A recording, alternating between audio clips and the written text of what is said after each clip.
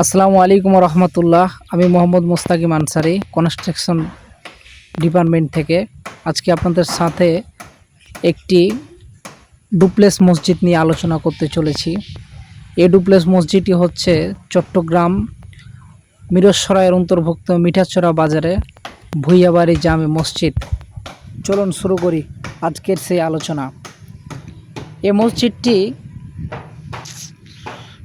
Square foot হচ্ছে 3000 per square foot.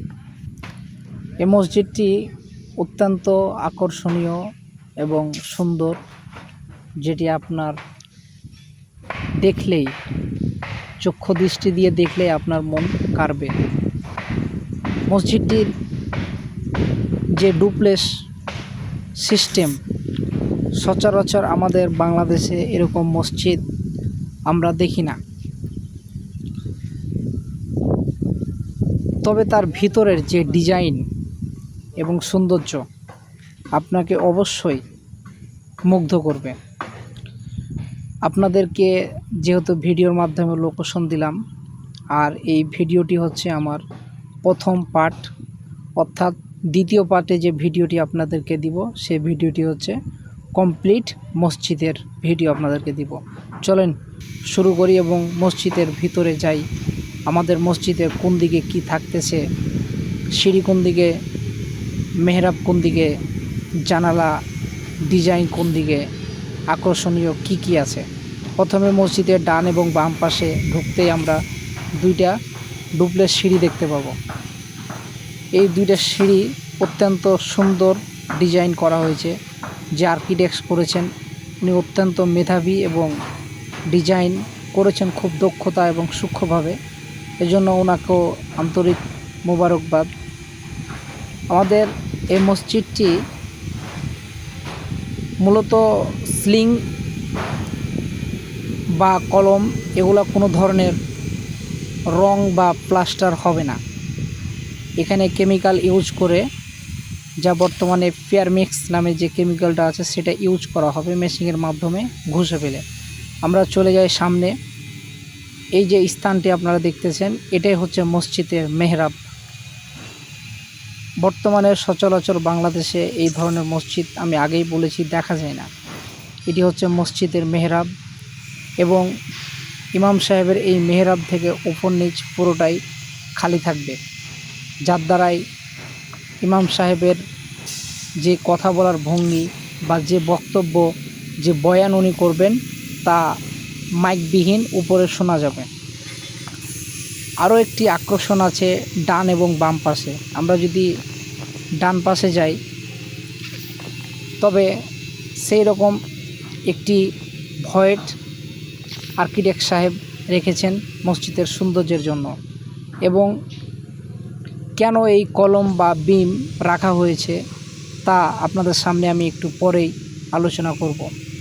তবে এই সাইডটা রাখার কারণ হলো আলো এবং বাতাস ঢুকতে পারবে।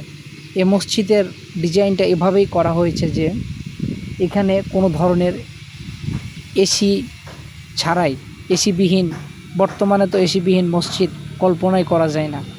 তবে এই মসজিদে এসি ছাড়াই, এসির চাইতে প্রাকৃতিক যে সুন্দর বাতাস আপনি মসজিদের ভিতরে উপভোগ করতে পারবেন। সেম দুনো পাশেও বাম এবং ডান পাশে সেম ভয়েড রাখা হয়েছে, যেগুলো দিয়ে আলো এবং বাতাস প্রতিনিয়ত যাতায়াত করবে মসজিদের ভিতরে। মসজিদের পূর্ব এবং পশ্চিম সাইডে সেম ডান এবং বামে যেরকম কোয়ালিটি করে রাখা হয়েছে ভয়েড, সিঁড়ির পাশ দিয়েও সেম সিস্টেম করা হয়েছে, যা সকালের যে সূর্য বা সকালের যে বাতাস সেটা বাম সাইড দিয়ে প্রবেশ করবে মসজিদের প্রথম ফটক দিয়ে। আমরা আস্তে আস্তে উপরে চলে যাব। আমাদের নিচের প্রায় বিষয়বস্তুটা আপনাদেরকে দেখালাম এবং কথা বললাম। আমরা এবার উপরে চলে যাই। মসজিদের যে প্রধান আকর্ষণ সেটি হলো মসজিদের মিডিলে আমাদের উচ্চতা 12 ফিট 7 ইঞ্চির একটি গম্বুজ আছে এবং তার প্রশস্ততা এতটাই বেশি, 21 ফুট, পাশে 21 ফুট এবং হাইটে 12 ফিট 7 ইঞ্চি এই গম্বুজটা হবে। এই যে ফাঁকা জায়গাটা আপনারা দেখতেছেন, এখানেই সেই দৃষ্টিনন্দিত সেই আকর্ষণীয় মসজিদের গম্বুজটা এখানেই নির্মাণ হবে। যদি আপনাদেরকে আরও একটু সুন্দর করে দেখাতে চাই, তাহলে আমাদেরকে চলমান কাজের উপরে গিয়ে ভিডিওটি আপনাদেরকে করে দেখাতে হবে। আমি উপরে উঠছি, চারিপাশে যে প্রাকৃতিক সৌন্দর্যটা আপনারা দেখতে পাচ্ছেন, গাছ গাছালি দিয়ে ভরা, কি সৌন্দর্য একটা। এই জায়গাতেই এই মসজিদটা হয়েছে। আর এই যে জায়গাটা আপনারা দেখতেছেন ফাঁকা জায়গাটা, এখানেই আমাদের 12 ফুট 7 ইঞ্চি হাইটের 21 ফুট পাশে 21 ফুট যেই গম্বুজটির কথা আপনাদেরকে বলতে পারছি, সেই গম্বুজটি এখানে হবে। এবং চারিপাশে যে প্রাকৃতিক সৌন্দর্যটা আর আমাদের মসজিদের যে দেওয়ালগুলো বা মসজিদের যে সৌন্দর্যটা, সেটা ফুটিয়ে তোলার জন্য প্রাকৃতির যে সৌন্দর্য সবুজের মধ্যে সেটাকে রংবিহীন প্লাস্টারবিহীন একটি মসজিদ ফুটিয়ে তোলার জন্য আমরা যেই ইটটা এখানে ব্যবহার করব, সেই ইট সম্বন্ধে আপনাদের সাথে আমি আলোচনা করতে যাচ্ছি। প্রথমেই আপনাকে বলেছিলাম ডান পাশে যে কলম এবং বিম, যেটা ছাদের সাথে অ্যাটাচ থাকছে না বা ছাদের সাথে জড়িত থাকবে না, সেটা ছাদ থেকে 4 ফুট 3 ইঞ্চি নিচে ডাউন থাকতেছে। তাহলে এই কলম বা এই বিম করার মানে কি? এই কলম এবং এই বিম করার মানে হলো, আপনাকে আগেই বলেছি, এসিবিহীন যে মসজিদ, খোলামেলা যে মসজিদ, সে মসজিদের মূল আকর্ষণ হচ্ছে এই ওয়াল।